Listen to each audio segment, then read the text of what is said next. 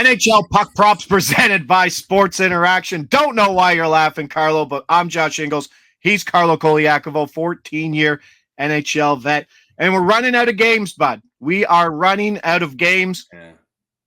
Where's the bounce back in game 4 for Edmonton? Now, here's the one thing that I was thinking before I get your opinion on that. We were laughing at the Leafs for not taking a pound of flesh in their games versus Florida.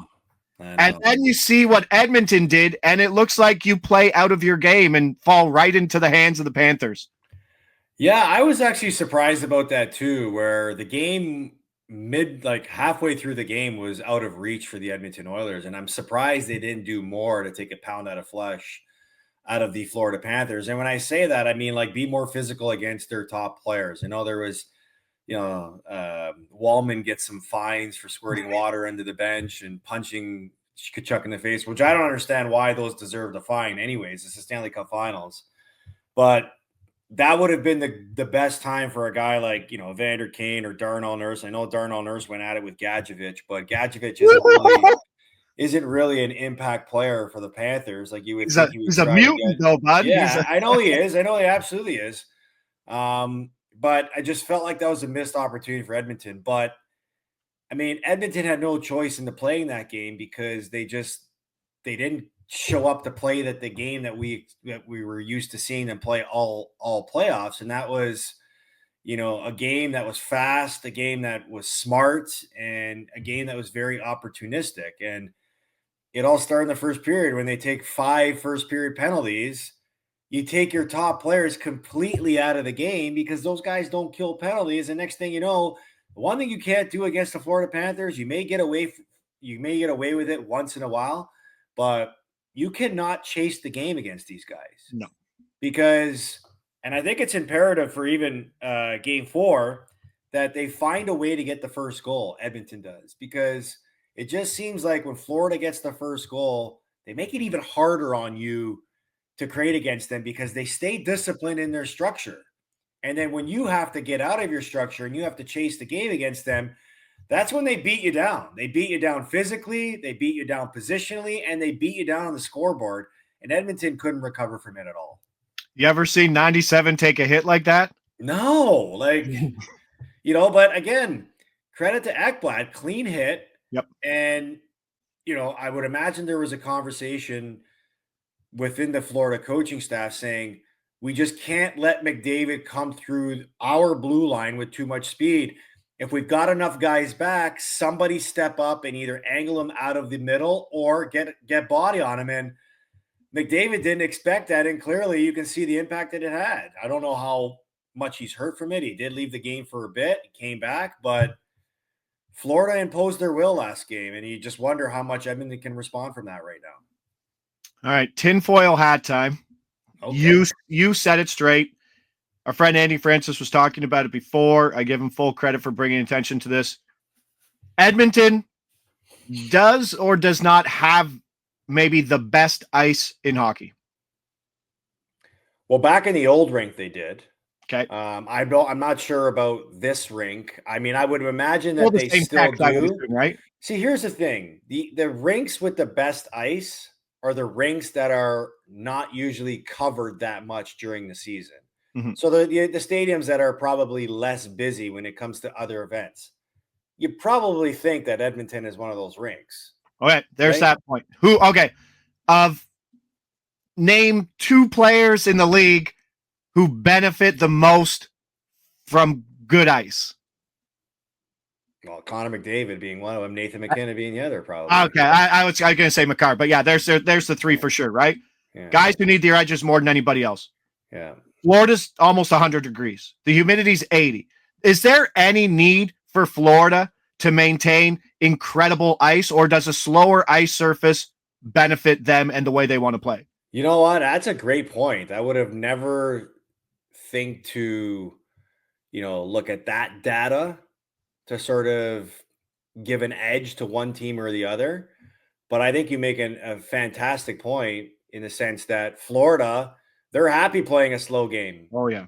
Because they want to be physical. They want to play structured. And Edmonton wants to play fast. And I think the ice could absolutely impact the team's ability to play fast. One, because of skating, and two, because of puck movement. I mean, the puck was bouncing all over the ice in game 3. I was trying to bring up, I think it was a Pierre LeBrun tweet that was mentioning it. Yeah. And he said, no hockey in June. Yeah, of course. No hockey in June. Nobody wants to see hockey in June except Gary Bettman. All right. So there's only one player in the league right now who can get up to speed in the playoffs right now. You see maybe it's McKinnon, but it's 97. He's the only one that can do it. There's no time and space for anybody else. But when you're that good, you can get up to speed like that. I think it just affects him now. Obviously, he's got RNH that's banged up, who's trying to fight through something. Hyman's down. You got Perry, who's still only playing 14 minutes a game, playing on that top line. The middle depth and the lower depth, that was the talk of the town going into this. Yeah. Weird. It fell apart when you're relying on Adam Henrique and Victor Arvidsson. Like those names can't go for Kapanen. And Kasperi Kapanen. Like you can't be going forever with those guys. And the dam was sooner or later going to break on Stewie Skins, who might not even start game 4. Where are you on that? I mean, I guess I shouldn't be surprised if Edmonton decides to make a change, because they were down 0-2 in a series against LA when they made that change, and it made them win 6 games in a row leading into the Vegas series, where Skinner came back in after the Pickard injury. I just look at it as the Stanley Cup Finals. Like, I mean, your goalie that got you here, Skinner, is the guy you should probably be leading with and running. And look, I mean, yeah, did Skinner look off last game? Yeah, you could say that. But of the goals that were scored, I mean, which one are you saying Pickard could have stopped? Yeah. Right? I mean, maybe the first one if he's not swimming in the crease. Yeah. But again, that's a goal mouth scramble, right? That's 3 Florida players on the hunt for the puck, that are catching Edmonton in full scramble mode. So maybe they find a different way to score, but they still score. Verhaeghe goal with the dart. Second goal, the second goal by Verhaeghe picks a corner. Reinhart picks a corner, and then the backdoor, power play goals were incredible goals. Like. Yeah. So how much of a difference does Pickard really make? I think when that game was 4-1 on the Bennett breakaway goal, you kind of said to yourself, this game was over, and it didn't matter who played in net. Nobody was stopping, Florida from, the onslaught that they had. 3 breakaway goals is not something you want to give up in a 2-game stretch either if you're Edmonton, who has changed up the blue line. I don't know if they're going to change it back, but they put our buddies Bush and Darnell Nurse together and moved the Viking down to the second line. I don't know how much that affected things, but that's not the best defensive lineup I think they can throw together. I mean, the only goal I would probably say to Skinner that I want back is the overtime goal that Brad Marchand scored on him. Yeah. Like that goes right through him, like on a soft backhand on it. Like that's one maybe you say Pickard could stop. I do think that like we've seen it before. I think it was the Carolina series where Florida just beat them up hard. I forget what the score is, probably 5-0 or something. And then everybody was like, yeah, Florida's going to run over. And then Carolina comes out the next game, wins 3-0. I believe that was their one win in that series. I think the narrative's been pushed too far that Florida can absolutely just run away with this series. We talked about it before. We said that Florida has a better chance to wrap up this series quicker than Edmonton does. Yeah. Do you give Edmonton much of a chance right now if RNH is banged up, if they go to Pickard, and if McDavid's kind of slowed down on this ice? Look, I'm not writing off Edmonton like most people are. And the reason for that is because they still got 2 guys in McDavid and Draisaitl that could literally win a game by themselves. And that was probably the worst we've seen those 2 play all playoffs. So to think that those guys are going to be that bad again, I wouldn't bet on it. And like, remember, this series between these 2 teams turned in Edmonton's favor last season in game 4. So yeah, the game looked bad, but when you really think about it, it's chalked up as 1 loss. Yeah. So it's a 2-1 series. 2 overtime games. 2 overtime games. Like I want to give Edmonton the benefit of the doubt because they played some really good hockey and they beat some really good teams to get here. To think that they would just fold up shop after a game like that, I would expect McDavid to take this one personal, and you're probably going to get a McDavid or Draisaitl game in Game 4. And if that's not enough, then yeah, it's over. Yeah, agreed. So let's get to the plays. Nate Schmidt, an assist, plus 260. That's a big price. He's only played like 17 minutes a game. Doesn't matter. They're impactful. You watch him pinch in the ozone. He might be the best at it I've watched in the entire playoffs. Yeah. He keeps the puck alive so many times. Doesn't matter what line's in front of him. Could be the third line. Could even be the fourth line. He's keeping plays alive. And that second power play unit looks good. So I do like him for a point. He's really had, what do you call it? Resurgence? Yeah, big time resurgence in playoffs. I mean, I didn't watch many Florida games throughout the season.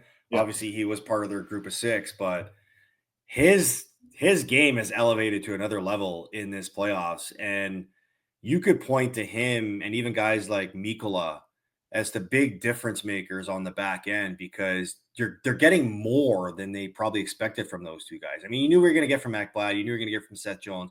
You knew you were going to get from Gustav Forsling. But what you're getting from those two guys, Mikkola and Schmidt, huge difference maker. 5 assists in the series, bud. Power play too. Power play and power play assists. Yeah, no. Like not just like a second assist breakout from your own end. Like this guy is setting up plays in the offensive zone.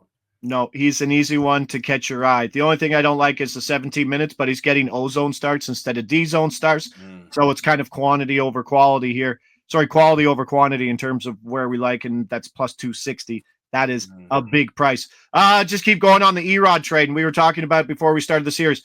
Plus 210 for 5 points. He's got 4. He was plus 400 for 6 points. He's almost there right now. Since Game 7, when he strapped back up after missing a game, points at 8 of 9, 2 goals, 10 assists. He's on that Bennett line. Bennett and Erod, 2-point combo, plus 1,300. Woo! I know. I just really like his game. I think like his opportunities, and I think with Tkachuk kind of being banged up, not moving as much, it's Rodriguez and Bennett driving the offense on that line. Let's go to the third line here. Just the third line's the third line. Marchand, Luostarinen, and Lundell each to get a point, plus 525. Just quickly, Mark Masters just tweeted out that Oilers coach Chris Knobloch says there will likely be a lineup change for Game 4.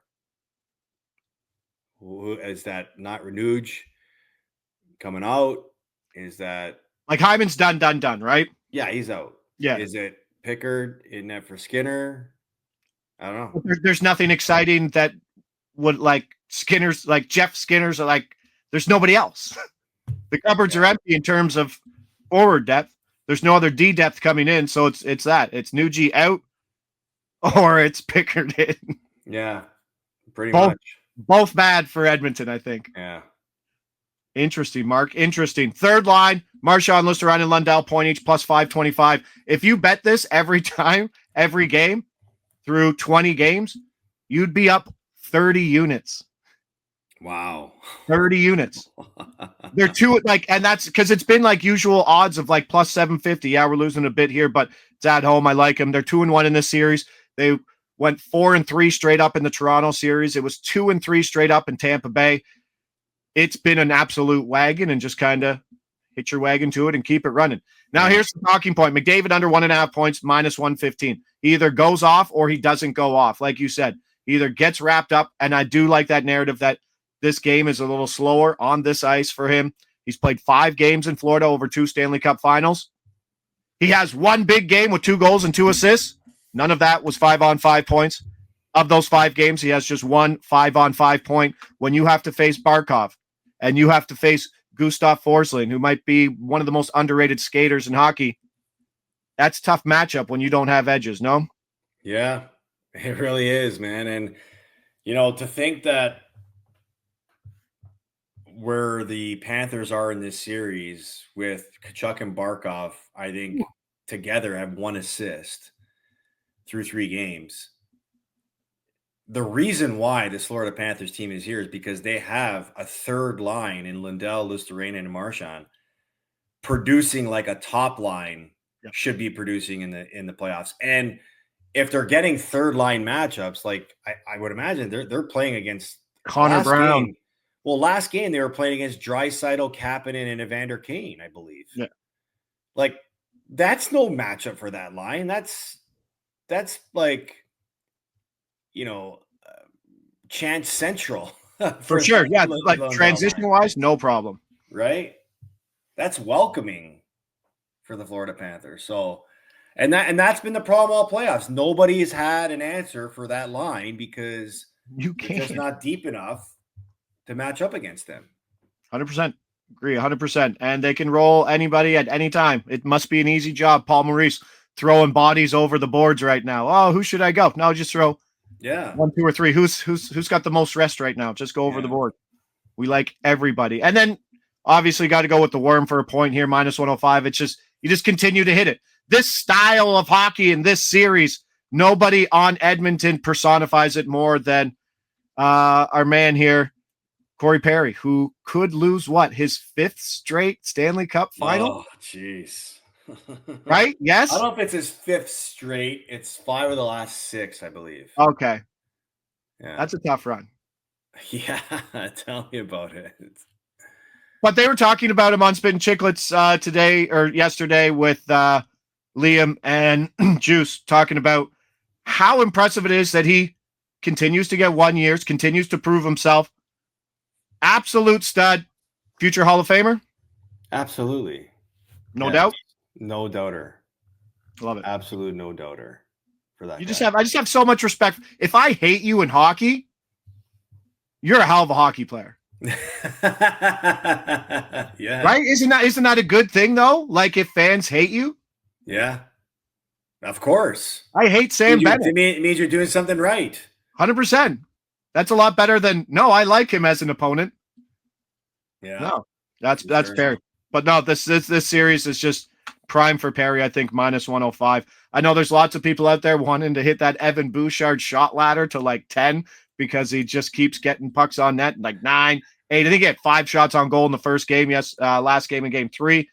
But it's like +114 for 4 shots.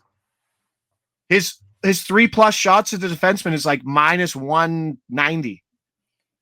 Wow. Too much. Yeah. Well, that's because he shoots it. Yeah. Shoot it.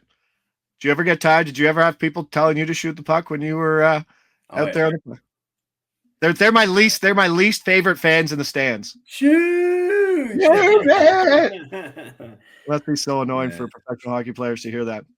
Okay, this was done. We're recording this on Wednesday. Game 4 going Thursday. Right now, Edmonton +125. The over 6.5 sitting at +105. I know you think it's got to be a McDavid game or a Draisaitl game, but how do you see this going if Edmonton can't get that power play going? Not good.